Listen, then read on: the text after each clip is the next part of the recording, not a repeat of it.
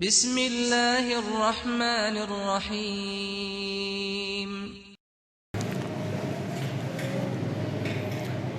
السلام عليكم ورحمة الله وبركاته. الحمد لله العلي الكبير السميع البصير الذي خلق فسوى والذي قدر فهدى هو إلهنا وهو معبودنا وكافينا وهادينا هو الأول بلا ابتداء والآخر بلا انتهاء أشهد أن لا إله إلا الله الواحد القهار وأشهد أن محمدا النبي المختار صلوات الله وسلامه عليه وعلى من اتبع الهدى وعلى صحابته الأخيار. فيا عباد الله أوصيكم بنفسي بتقوى الله فقد فاز المتقون. فاسمعوا قول الله تعالى يا أيها الذين آمنوا اتقوا الله حق تقاته ولا تموتن إلا وأنتم مسلمون. Sidang jamaah yang dirahmati oleh Allah Subhanahu wa taala, di tempat yang Allah berkahi ini, di bulan yang Allah berkahi ini, di waktu yang Allah berkahi ini, khatib berwasiat kepada kaum muslimin semua sebuah wasiatut taqwa. Ittaqullah, bertakwalah kepada Allah Subhanahu wa taala. Takutlah kepada Allah Subhanahu wa taala. Jalankan segala perintah Allah, jauhkan apa yang dilarang oleh Rasulullah sallallahu alaihi wasallam, dan jangan kerjakan apa yang tidak pernah dituntun oleh Rasulullah dan tidak pernah diamalkan oleh para sahabat Nabi, dan jauhkanlah perkara-perkara yang tidak ada dalilnya dari Al-Quran dan Sunnah dan tidak pernah juga dikerjakan oleh para salafun as-salih.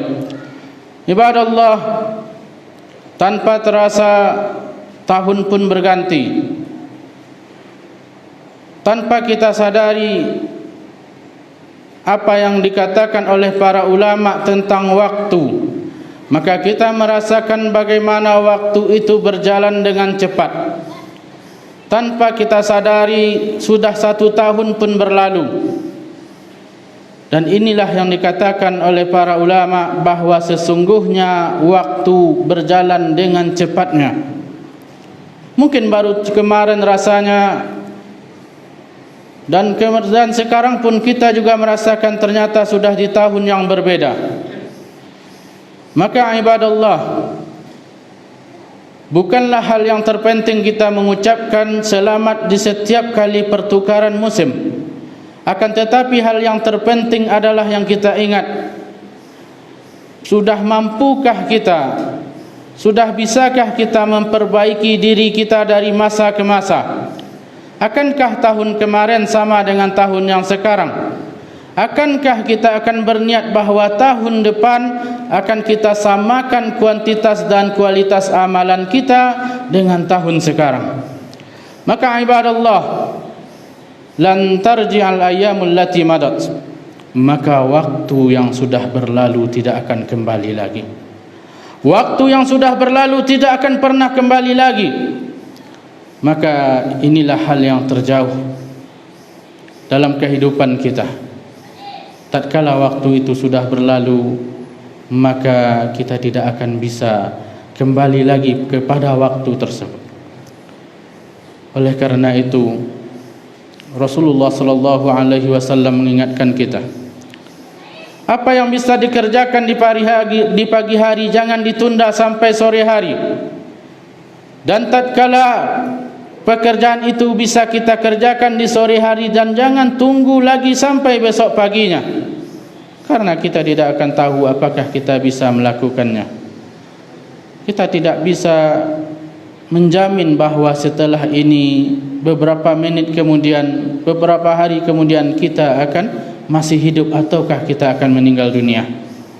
Maka kaum muslimin, inilah yang harus kita jadikan ibrah, kita jadikan sebuah pelajaran bahwa waktu itu bisa melupakan kita. Waktu itu bisa melengahkan kita. Maka gunakanlah kesempatan dengan sebaik mungkin. Gunakanlah kesempatan sebaik mungkin dan hindarkanlah perbuatan-perbuatan taswif. Perbuatan taswif yaitu perbuatan yang suka menunda-nunda, nanti. Dan kemudian ibadallah, malaikat maut pun datang dan kita tidak sempat untuk beramal soleh.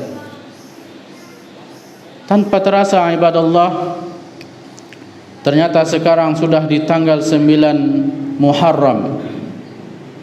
Hari ini adalah tanggal 9 Muharram dan besok adalah tanggal 10 Muharram yang dikenal dengan hari Ashura, di mana Rasulullah sallallahu alaihi wasallam menyuruh umatnya untuk berpuasa di hari Ashura.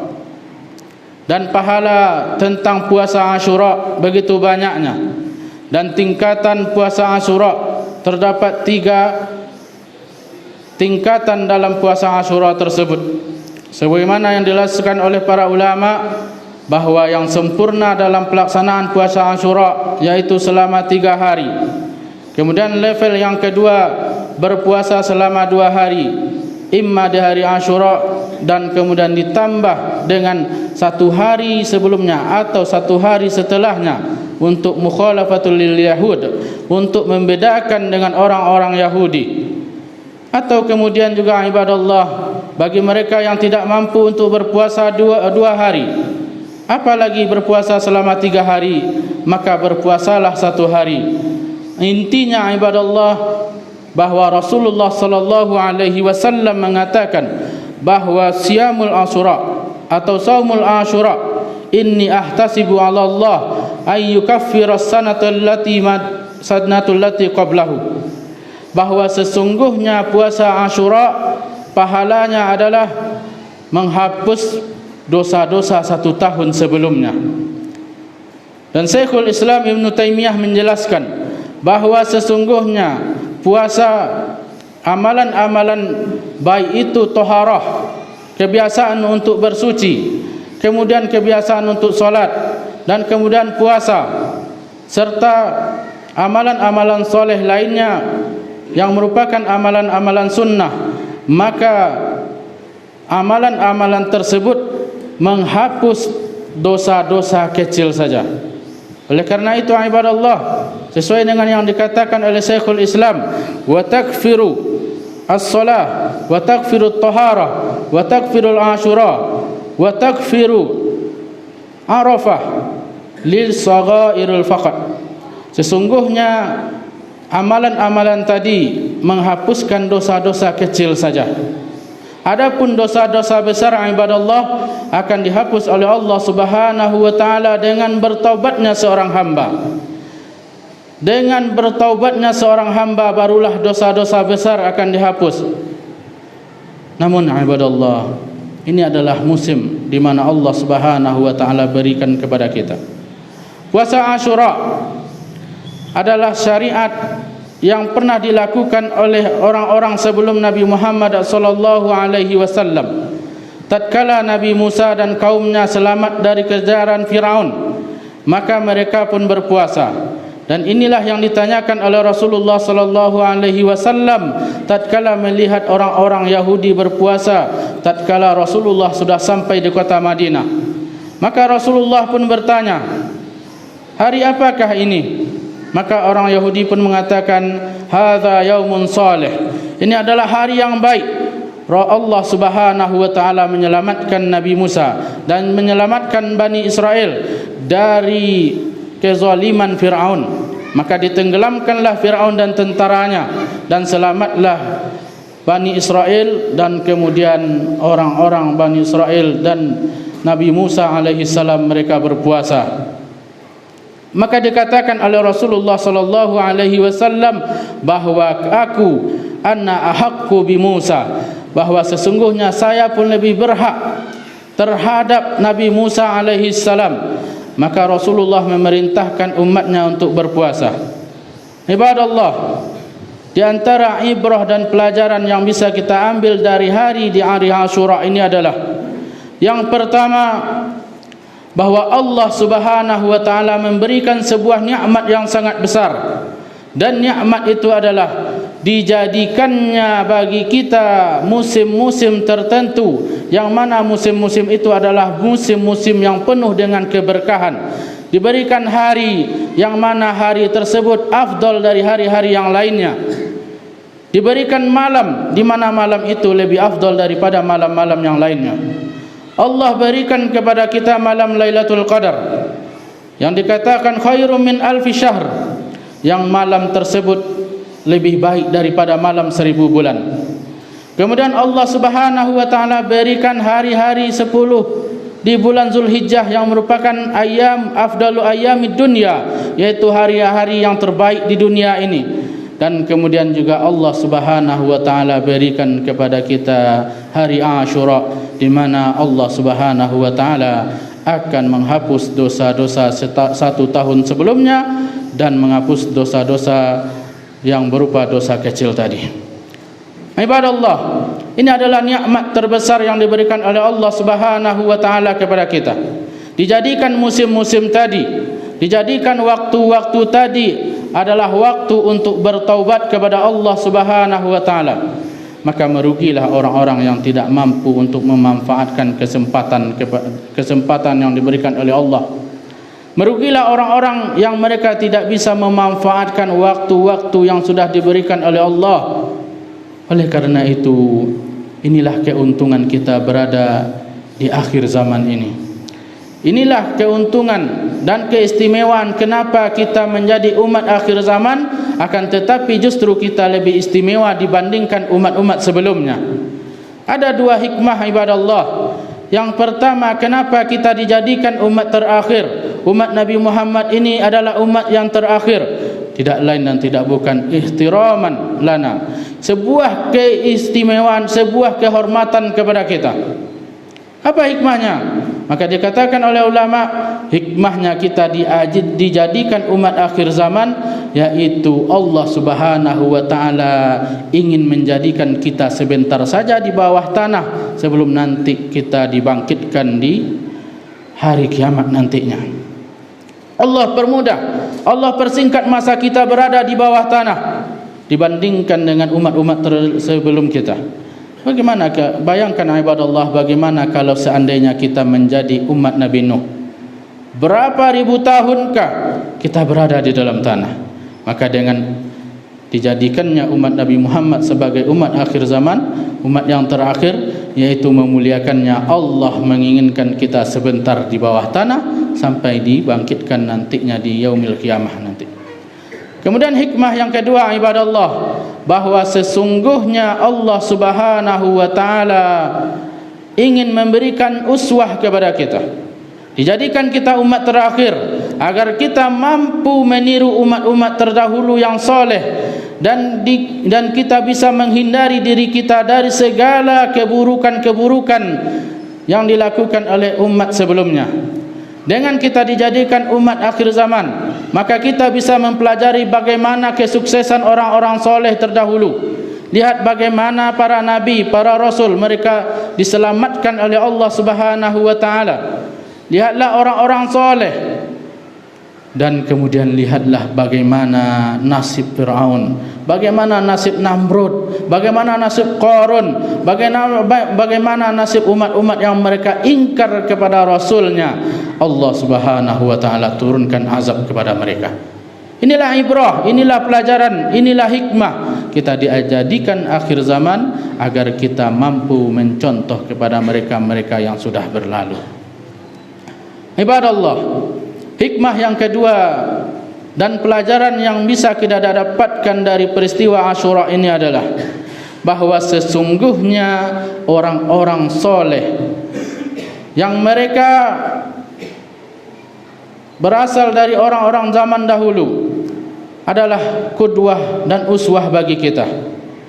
Bagaimana keteguhan, bagaimana ketaatan Nabi Ibrahim alaihissalam tatkala Allah Subhanahu wa taala menyuruh Nabi Ibrahim untuk melakukan sebuah pekerjaan, sebuah perbuatan yang tidak masuk akal. Bayangkan ibadallah, seorang Nabi Ibrahim yang merindukan anaknya sekian ratus tahun, dan kemudian tatkala anaknya lahir, maka Allah Subhanahu wa taala memerintahkan Nabi Ibrahim untuk menyembelih anaknya tadi yang begitu sangat dicintainya, begitu sangat disayanginya. Ma'kulkah tersebut? Masuk akalkah perintah tersebut? Maka jawabannya tidak, ibadallah. Bayangkan ibadallah, tatkala Nabi Ibrahim disuruh dan diperintahkan untuk meninggalkan anak dan istrinya di tengah padang tandus, namun Nabi Ibrahim thiqah kepada Allah Subhanahu wa taala. Ini adalah pelajaran bahawa di antara adab kita kepada Allah Subhanahu wa taala, kalaulah kita mengatakan kita ini amanna billah, kita beriman kepada Allah Subhanahu wa taala, kita thiqah dengan perintah Allah Subhanahu wa taala. Thiqah, percaya. Lihatlah Nabi Ibrahim alaihi salam, dan lihatlah bagaimana mauqif dari isteri beliau Hajar tatkala Nabi Ibrahim meninggalkan mereka di lembah yang tidak ada tanda-tanda kehidupan di sana, tidak ada seorang pun di sana, tidak ada perumahan di sana. Maka dengan satu pertanyaan, Sayyidah Hajar pun mengatakan kepada Ibrahim, "Wahai Ibrahim, engkau meninggalkan kami di sini, apakah atas keinginanmu atau keinginan Allah Subhanahu wa taala?" Maka Ibrahim pun mengatakan, ini adalah keinginan Allah Subhanahu wa taala. Dengan sebuah keyakinan penuh, Sayyidah Hajar pun mengatakan, kalaulah ini keinginan Allah Subhanahu wa taala, maka Allah Subhanahu wa taala tidak akan mempersulit orang-orang yang beriman. Lihat ibadallah, thiqahnya kepada Allah Subhanahu wa taala. Inilah potret istri yang salihah, inilah potret muslimah yang salihah. Tatkala ditinggalkan oleh suaminya dalam rangka menjalankan perintah Allah Subhanahu wa taala, tidak ada keraguan duniawi kepadanya. Lihatlah dengan orang-orang yang sekarang ibadallah, berbeda dengan orang-orang terdahulu. Lihatlah wanita zaman sekarang ibadallah, berbeda dengan wanita-wanita soleh di zaman dahulu. Wanita soleh di zaman dahulu, mereka tatkala suaminya keluar pergi bekerja, maka mereka mengatakan, "Wahai suamiku, pergilah keluar dan carilah nafkah, dan berikanlah kami nafkah yang halal-halal saja. Nasbiru alal ju', kami mampu bersabar atas rasa lapar, wala nasbiru alan niran, dan kami tidak mampu bersabar di atas api neraka." Subhanallah, bagaimana thiqahnya seorang anak yang saleh Ismail tatkala Allah Subhanahu wa taala memerintahkan ayahnya untuk menyembelihnya. If'al ma tu'mar, kerjakanlah apa yang engkau disuruh wahai ayahku. Ini adalah orang-orang yang soleh, dan banyak lagi orang-orang yang soleh dan mereka disuruh kita untuk mengikutinya. Lihatlah bagaimana Juraij Al-Abid, salah seorang ahli ibadah, baktinya kepada ibunya. Lihatlah Isa alaihissalam, bagaimana baktinya kepada ibunya. Dan lihatlah ibadallah bagaimana Maryam alaihissalam menjaga kesucian dirinya. Bagaimana sabarnya para nabi, bagaimana sabarnya orang-orang terdahulu. Dan ini adalah ibrah bagi kita. Maka ikutilah segala perbuatan baik dari umat-umat terdahulu, keistiqomahan mereka di atas agama, maka inilah yang kita ikuti. Ibadallah, tidak ada perbedaan dalam hal mengikuti kebaikan yang dilakukan oleh umat-umat terdahulu. Tidak ada perbedaan dalam masalah akidah antara Rasulullah sallallahu alaihi wasallam dengan akidahnya Nabi Ibrahim alaihi salam, dengan akidahnya Nabi Nuh alaihi salam, dan juga para nabi-nabi yang lainnya. Dan yang berbeda itu hanyalah syariatnya saja. Yang berbeda adalah syariatnya saja. Dan kita umat Nabi Muhammad sallallahu alaihi wasallam diberikan oleh Allah kemudahan, dihilangkan segala kesulitan sebagaimana yang dialami oleh umat-umat terdahulu. Bayangkan ya ibadallah, umat terdahulu mereka untuk solat tidak semudah dengan kita. Mereka bertaubat bukan semudah dari perbuatan seperti kita saat sekarang ini. Dan banyak syariat-syariat yang dihapus. Termasuk juga perintah-perintah yang tidak masuk akal, perintah-perintah yang berat, maka itu sudah dihapus. Tidak ada lagi kita diperintahkan untuk meninggalkan anak istri kita di tengah lembah. Tidak ada lagi perintah untuk menyembelih anak kita. Akan tetapi Allah Subhanahu wa taala mengganti dengan hal yang lebih mudah. Kita disuruh meninggalkan hal yang haram, meninggalkan harta riba, meninggalkan segala keburukan-keburukan, dan kita disuruh untuk menyembelih hawa nafsu kita, menjauhi hawa nafsu kita, jangan memperturut hawa nafsu kita. Sebagai ganti menyembelih anak, maka Allah Subhanahu wa taala hanya memerintahkan kita untuk menyembelih hewan kurban. Kalaulah kita tidak sanggup untuk menyembelih hewan kurban, maka sembelihlah hawa nafsumu. Sebagaimana yang dikatakan oleh Ibnu Rajab Al-Hambali dalam kitabnya. Ibadallah, inilah di antara pelajaran yang terdapat pada hari Ashura ini. Hari Ashura adalah hari yang Allah Subhanahu wa taala berikan kepada kita kemuliaan, maka jangan sampai kita kehilangan kesempatan pahala yang terdapat pada hari Ashura ini. Fa'tabiru ya ulil albab la'allakum turhamun. Syukran ya Rabbi, syukran, hadaita qalbi, syukran.